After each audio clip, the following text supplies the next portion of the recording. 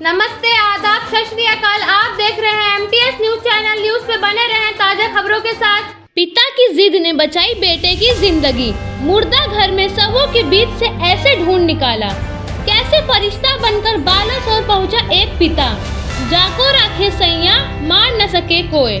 इसका मतलब जिसके ऊपर वाले का हाथ हो उसका कोई बाल भी बांका नहीं कर सकता। ऐसे ही ओडिशा के बालासोर ट्रेन हादसों में एक ऐसी ही कहानी सामने आई, जहां एक पिता की जिद के आगे मौत को भी हार माननी पड़ी और पिता ने अपने बेटे को एक नई जिंदगी दे दी। ओडिशा की कई दर्दनाक कहानियां सामने आ रही हैं। किसी के सर से माँ बाप का साया हट गया तो किसी का पूरा परिवार ही तबाह हो गया और कुछ ऐसे भी थे जो पूरी तरह से घायल होने के बाद भी जिंदगी की जंग जीत गए। उसमें से एक था 24 वर्षीय विश्वजीत मलिक, जो मुर्दा घर पहुंचने के बाद भी जिंदा बच गया।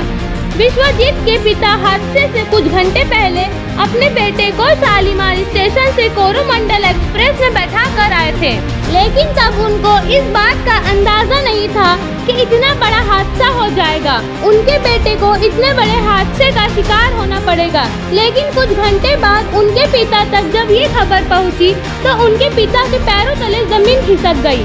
पिता ने बेटे को जब फोन मिलाया और देखिए बेटे ने फोन उठा भी लिया और अपनी हालत पिता को बताया। बेटे से बात करने के बाद पिता समझ गए कि बेटा पूरी तरह घायल है। पिता ने अपने बहनोई को बुलाया और तुरंत एम्बुलेंस लेकर बालासोर के लिए निकल पड़े। 230 किलोमीटर का सफर था।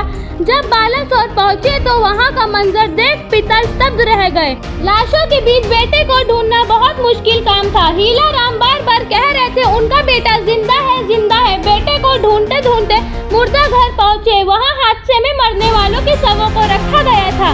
पहले तो अंदर जाने की अनुमति नहीं मिली, लेकिन तभी किसी ने एक का हाथ हिलते हुए देखा। हीला राम की नजर पड़ी तो वो हाथ उनके अपने बेटे का लगा। फौरन अंदर गए और उसे वहां से निकाल कर बालासोर के सरकारी हॉस्पिटल लेकर गए।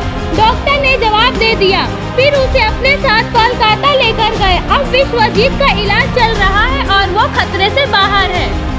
पल पल की खबर जानने के लिए मेरे चैनल को सब्सक्राइब कीजिए। आपको ऐसे ही न्यूज मिलती रहेंगी।